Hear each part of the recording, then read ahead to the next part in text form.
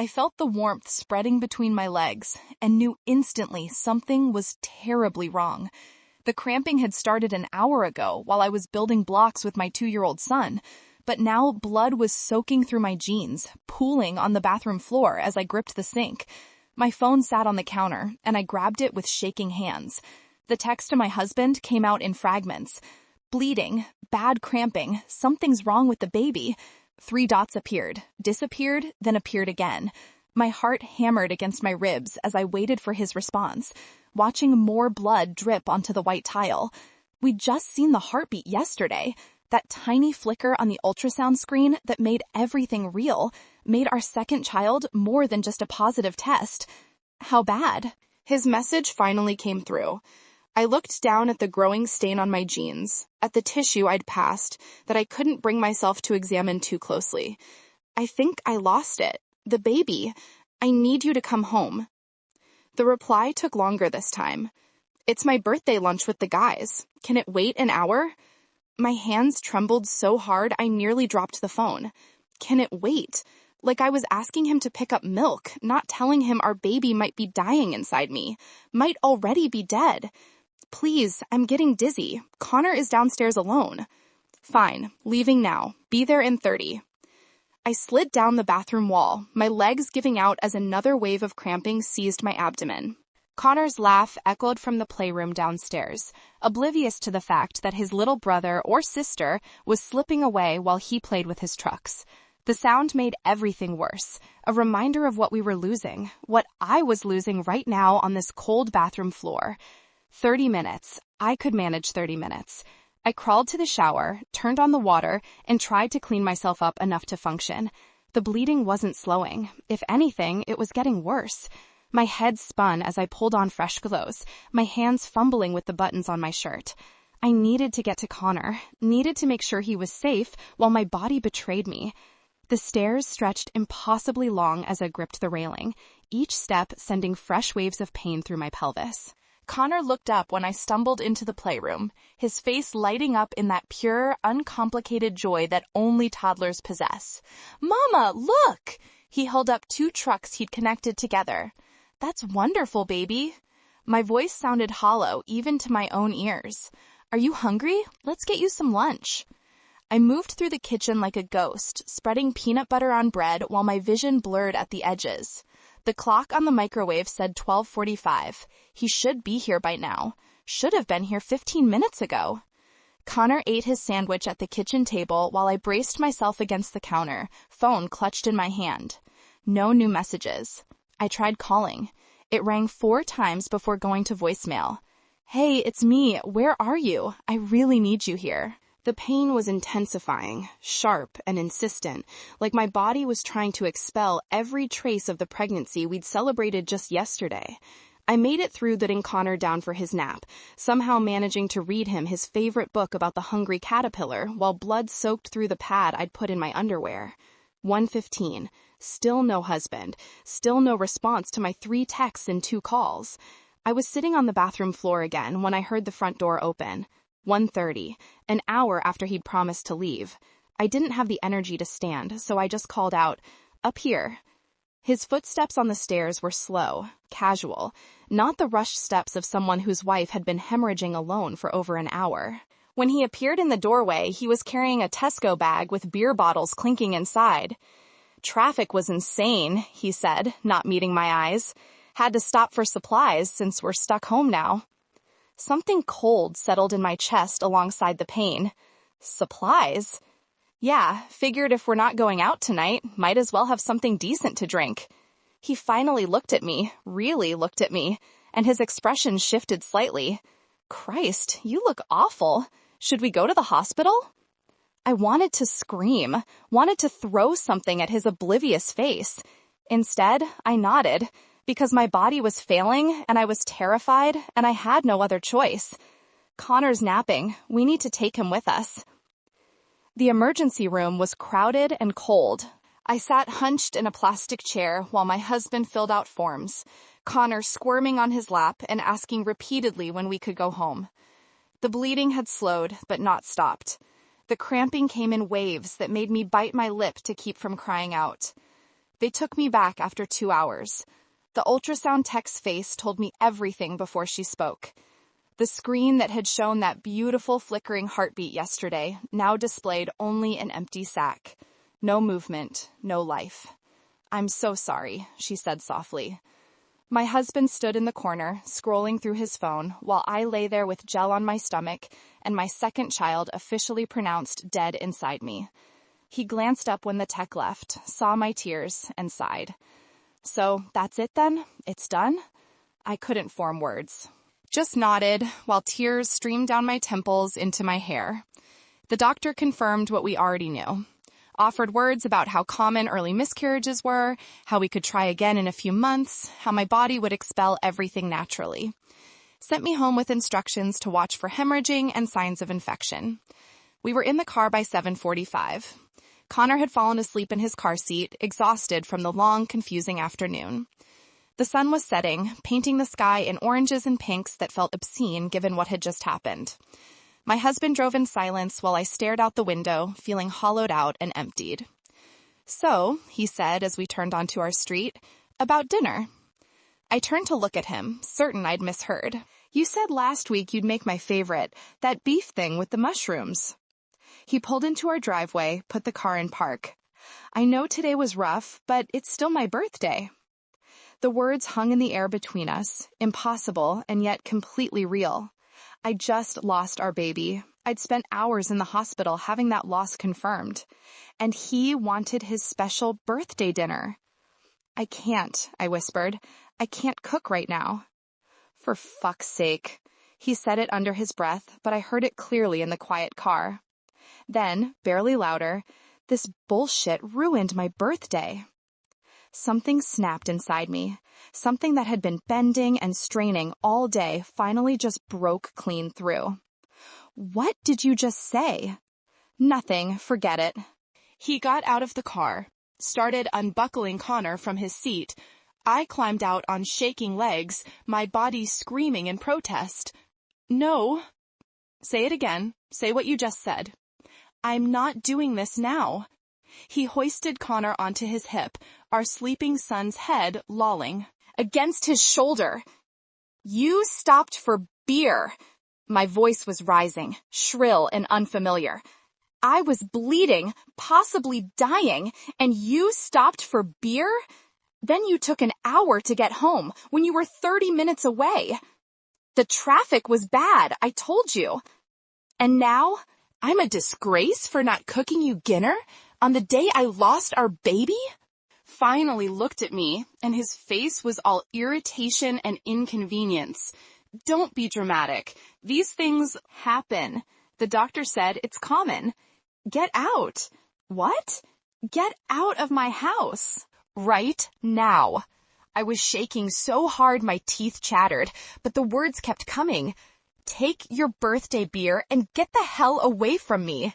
You're being hysterical. It's my house too. I don't care. I don't care about anything except getting you away from me before I completely lose my mind." I reached for Connor and he handed him over reflexively. "Go to your mother's. Go to a hotel. Go anywhere. Just go." He stared at me for a long moment and I saw the calculation in his eyes, saw him weighing whether to fight or retreat. Finally, he grabbed his beer from the back seat and headed for his truck. "You'll regret this," he called back. "You calm down and stop being crazy. You'll regret it." I carried Connor inside and locked the door behind us, listening to the truck start up and pull away. Then I sank down on the entryway floor with my sleeping son in my arms and finally let myself sob. The next morning brought more bleeding and a text from my husband saying I owed him an apology. I blocked his number and called my sister in California instead. "Come stay with me," she said immediately when I told her what happened. "Pack up Connor and get on a plane. You need to be somewhere safe." "I can't just leave. This is my home." "Is it though? Is it home when he treats you like that?" I looked around the house we'd bought together 3 years ago. The walls we'd painted, the furniture we'd chosen. It had been home once. Now it just felt like a crime scene, the place where everything good had died. My phone buzzed with another text from him. then another. I didn't read them. 3 days later, I was still bleeding, and my husband was still sending messages I refused to open. My sister had called twice more, begging me to come to her. My mother-in-law had called once to tell me I was being unreasonable and cruel to her son on his birthday. I spent most of those days in bed while Connor played quietly nearby, sensing something was wrong, even if he didn't understand what. The grief came in waves, crashing over me when I least expected it. I'd be folding laundry, and suddenly I'd be sobbing into a tiny onesie I'd hidden in the back of the drawer. I'd be making Connor's lunch and remember I wouldn't need to buy another high chair, wouldn't need to baby-proof the outlets again, wouldn't need any of the things I'd been mentally cataloging for months. On the 4th day, my husband showed up while I was getting Connor ready for a walk. I heard his key in the lock and froze. "Hello?" His voice echoed through the house. "I think we need to talk." I didn't answer, just picked up Connor and headed for the back door. "Don't walk away from me." His footsteps followed us into the kitchen. "I've given you space. Now you need to stop this childish tantrum and have an adult conversation." I turned slowly, Connor balanced on my hip. My husband looked the same as always. Clean-shaven, hair neat, eyes holding that particular blend of annoyance and condescension I'd grown so familiar with over our 5 years together. "Adult conversation," I repeated, "like the one where you told me our miscarriage ruined your birthday?" "I didn't say that." "Yes, you did. In the car, you said this bullshit ruined your birthday." He had the decency to look uncomfortable. "I was frustrated. It came out wrong. You know I didn't mean it like that." "How did you mean it then?" "I just meant the timing was bad. That's all." "The timing?" I laughed, and it sounded unhinged even to me. "Yes, how inconsiderate of me to miscarry on your birthday. I should have planned better." "See, this is what I'm talking about. You're twisting everything I say." He moved closer, reaching for Connor. "Let me take him. You're getting worked up." I stepped back. "Don't touch him." "He's my son." "And she was my daughter." The words came out in a whisper. I hadn't known, not for certain, but somehow I knew now. Knew that the baby we'd lost had been a girl, the sister Connor would never meet. Something flickered across my husband's face. "You don't know that. I know you stopped for beer while I was bleeding. I know you took an hour to get home. I know you cared more about your birthday dinner than the fact that I just lost our child." My voice was steady now, cold and clear. "I know that makes you a disgrace. Not me, you. I want you to take that back." "No." We stood there in the kitchen, locked in a stare that felt like a lifetime. Connor squirmed in my arms, uncomfortable with the tension crackling between us. "Mama, down, please." I set him gently on the floor. "Go play in your room, baby. Mama and Daddy need to talk." He scampered off, and the silence he left behind was deafening. "I'm filing for divorce," I said. My husband's face went white, then red. "Over this? Over one bad day?" "Over the fact that you don't love me. Maybe you never did. Maybe I was just convenient, someone to cook and clean and give you children. But you don't love me. You proved that." "That's not fair." "Fair?" I laughed again, that same unhinged sound. "You want to talk about fair? Is it fair that I had to take care of our toddler while I was miscarrying because you were too busy having birthday drinks with your friends? Is it fair that I had to drive myself to get pain medication because you stopped for beer? Is it fair that the worst day of my life was just an inconvenience on yours?" He didn't answer, just stood there with his jaw clenched and his hands in fists at his sides. "Get out," I said again. "I'll have my lawyer contact you." "You don't have a lawyer." "I will by tomorrow." This time, when he left, I didn't cry. I felt nothing but a cold, clear certainty that I'd made the right choice, that staying would kill me in ways that had nothing to do with blood loss or physical pain. I called my sister that night after Connor was asleep. "I'm coming," I told her. "We'll stay until I figure things out." "Thank God," she breathed. "When?"